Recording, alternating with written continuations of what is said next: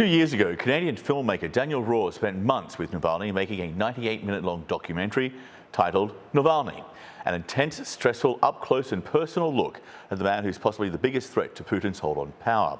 A threat big enough for the Kremlin to spend years planning and plotting his assassination. Here's a clip from the documentary. Navalny is talking after discovering details about the Kremlin plans to kill him. The whole idea of poisoning with a chemical weapon, what the f***? This is why this is so smart. Because even reasonable people, they refuse to believe, like, what? Come on, poisoned? Seriously? Joining us now live is filmmaker Daniel Roher. Daniel, thank you for taking the time to be with us. Thank you so much. It's good to be here with you. Great. Now, look, there are a couple of threads here when it comes to this extra prison time, which Navalny is now serving. I want you to listen to the State Department spokesman, Ned Price. He has one aspect of that. Here he is. The court's sham ruling is the latest in a series of attempts to silence Navalny and other opposition figures and independent voices who have been critical of Russian authorities.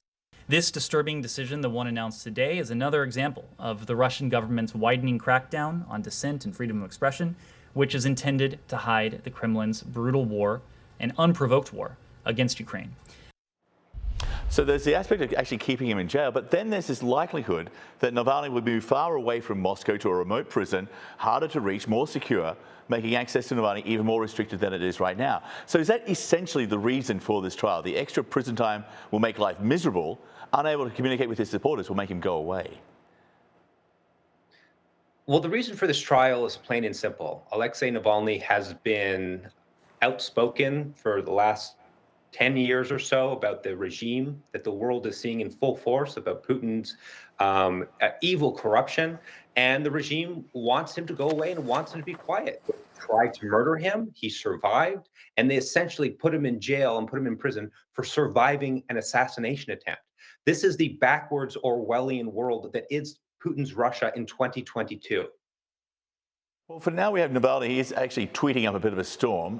One of them read, "We're not just continuing the operations of the Anti-Corruption Foundation," the organization which he's accused of stealing from, "we're going to take them to a new level.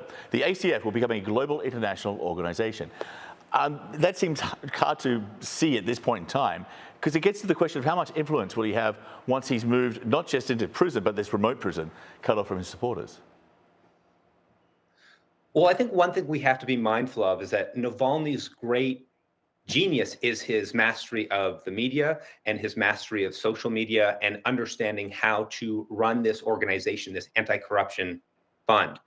What Alexey Navalny has established and set up is an organization that can run independent of him. If he is in a gulag somewhere far off in Siberia, the organization, its staff, his colleagues have the abilities and the know-how to facilitate themselves and to continue on without him. This is what he made sure he had in place before he went back to Moscow in January of 2021. So the Kremlin spokesperson, Dmitry Peskov, was asked a fairly straightforward question by CNN's chief international anchor, Christiane Amanpour. I want you to listen to the question and the answer. Here it is. My question is, what are you so afraid of? Of Navalny, of journalists, of the truth? What is there to fear? No. Well, Navalny is a prisoner. He's a prisoner. He had his first sentence. Now he's got his second one, and he's blamed, and it is proven by the prosecutor's office that he's blamed for fraud. So it's purely economical crime. And it's purely an attempt to dodge the question, not actually answer it, because he didn't. So can you answer it? What is the great fear here that Navalny poses to Putin, and why? Well, it's plain and simple. Alexey Navalny is the only opposition figure in Russia that has a national movement, that has a political organization that stretches from the furthest reaches of each of Russia's time zones, that is able to galvanize and motivate and get people out onto the streets, to get people interested and to make people care. And that is incredibly frightening if you're Vladimir Putin sitting in your little bunker in Moscow, terribly frightened of anyone who is speaking truth to power, who is calling out him and his inner circle for their absurd corruption.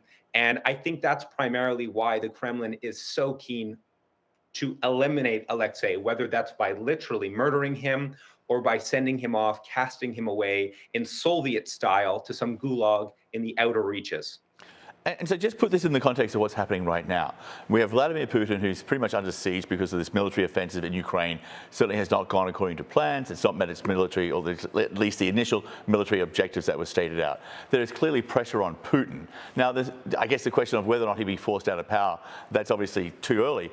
But the fact that at this point in time, Navalny received such a harsh prison sentence and prosecutors are likely to appeal it because they wanted 13 years. Do you think that this was a deliberate attempt by Putin to get the only man who could possibly challenge him out of the way for good?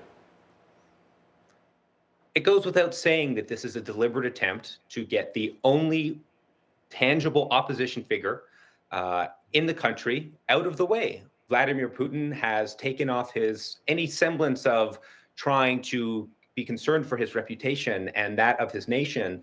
There is no reputational costs for Russia anymore. There hasn't really been a reputational cost for almost 10 years. And now what we're seeing in Ukraine, this egregious and horrible war where he is wreaking havoc on civilians, the Russian people are not being exposed to the information, to the reality of what's going on. Russia has descended into this dystopian Orwellian state where people genuinely believe what's happening in Ukraine is a special military operation. It's far worse than that. This is an egregious war, as we know, and Putin will do everything he can to silence the people who are trying to speak truth to power and shed light. Daniel, thank you for being with us. Your documentary is incredible to watch. It's very revealing. Thank you for doing it, and thank you for being with us. We very much appreciate it. Thank you.